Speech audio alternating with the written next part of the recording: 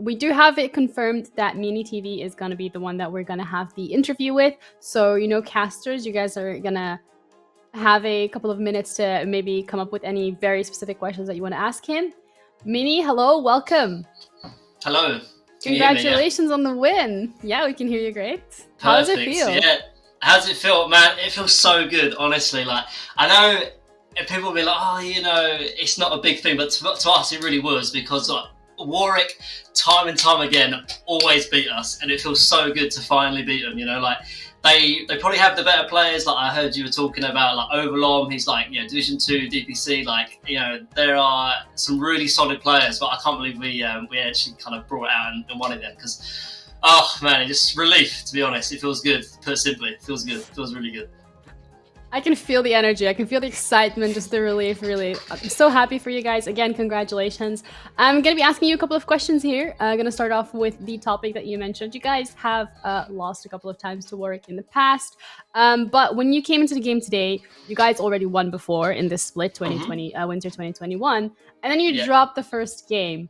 How did you guys manage to bring it back? And not just it was such a comeback as well. It wasn't wobbly at all. What happened? We basically were choked. We kind of choked a little bit, to be honest. We were like, it's a bit of nerves, the final, like we're on Twitch and all this stuff. So we were like, we're a bit choking a little bit. There were so many bad fights, like just running into their Medusa DP and tired, and it was like, it was feeling bad. I thought, it's gonna be the repeat. We're gonna get like 3-0'd by Warwick, and there's gonna be memes, and we're gonna get just added on Twitter and saying like we suck. And then we came up with, we were like, guys, the Mini TV speech came out. It was like, guys, we can do it. We just got to believe, all right? And then, and then Game 2 happened, and they were like, we've been wanting Wraith King like for ages. Like Wraith King was like a really key hero for us, and so we had to pick it early. And then they picked like 3 or 4 counters all to the Wraith King. And then we were like, what if we just pick Anti-Mage? And then it completely opened up everything. And so Game 2 was like a complete shift. I think they were really caught off guard by it, because they had Razor, they had Tide, all these heroes that are pretty strong against Wraith King, and then they had nothing for the AM, so it kind of bamboozled them. Bamboozled them indeed. So pretend that we're the teams. What kind of speech would you give to us right now, just to keep the momentum going? To be honest, it was a lot of flame. In terms of me, I think so hard. Game 1, I was feeding out my brains. They were at one point top when they had no ulties, and I was running top. I was like, go guys, go, and then I basically just fed, and I was getting tips. And then so after that game, I was like, guys, it was all on me. I was feeding my brains out. Game 2, run it back. But the Anti-Mage came down. I said, if we lose this Anti-Mage game, I'm going to retire from Dota, because I'm the worst player ever. This is the easiest Anti-Mage game. If I lose, it's all on me, right? So do not worry. We have Game 2, and from then, we was just going to smash. So we did it. So it was all good. So can you maybe explain to us a little bit more in depth why exactly you guys decided to go for these picks in draft?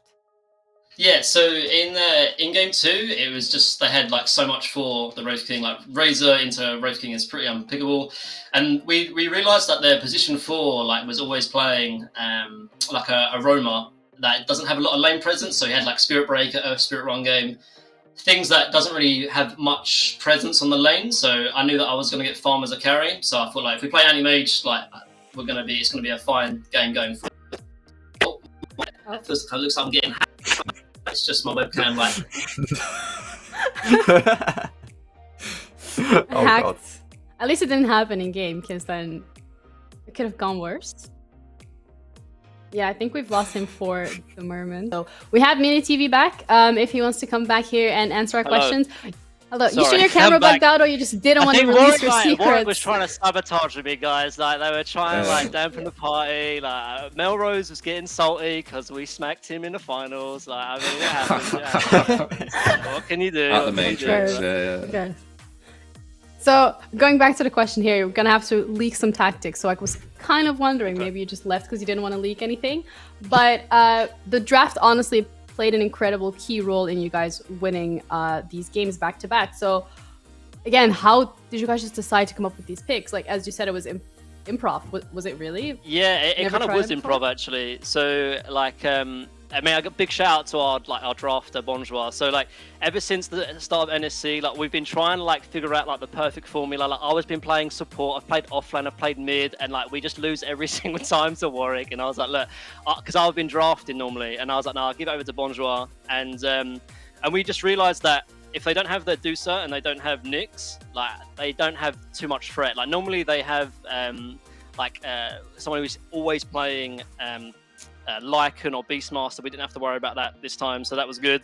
And to be honest, a lot of it, we had a lot of preparation for that, but because it was sort of switched off and sort of different, like we're just going to go on the fly. Like Ban, Medusa, Nyx, we've played against them so much now that we know exactly what their heroes, that they love, like Death Prophet.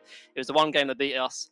So we just kind of ban out all their heroes. We know they have like a really hero puddle, like a really small hero pool, and like call it hero puddle, and yeah, it works out. And so.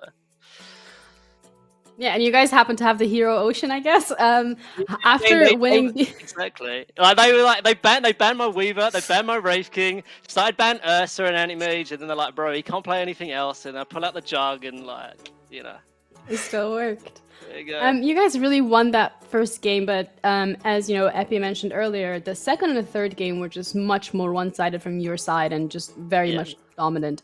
How did you guys keep the momentum after the first game? Because everyone was like expecting like to go the whole way for 5 maps, but we went 3. Yeah, I think it was a little bit of like, I think we kind of outdrafted them going forward, and so when you have like a good draft, it kind of plays itself. Like we were trying to throw like just because of our play, but it ended up being like the draft was so good that they had very little options and stuff. But in terms of like raw momentum, I think we were just hyped. Like we've lost, when you lose to a team like literally in and out like every single season, there's like so much fire and desire to beat them. So the momentum after we win game 2, we're like, yeah, we're gonna 3-0 them like after this. With the first game, like I don't know if you even realize, well, but game 1, what ended up happening, they were like late to the lobby, so they got a draft penalty, but game 1 for some reason we got the draft penalty, and so I don't know what happened there, but it was just some random admin thing. But yeah, we were rolling the high basically after game 2 from there. Honestly, incredible to see, incredible to have your energy here with us today. Casters, Epi, Ismandia, do you guys happen to have any specific questions you want to ask Mini TV? Yeah.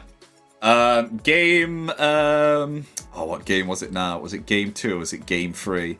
The Warwick Ducks, right? I saw your draft and I was like, man, he's got like lots of lockdown here. You've got like Searing Chains, you've got like Grimstroke, like Phantom's Embrace. And then I see Warwick Ducks pick themselves Faceless Void.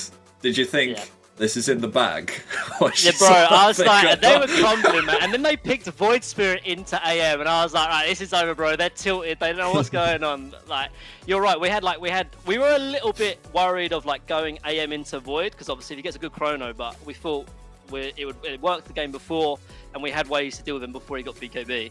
And then but then we picked Void Spirit, like we were laughing. We were like, what are they doing? Like, and it worked out for us. But yeah, we had the same thought as you, basically. Yeah, with the Void Spirit as well.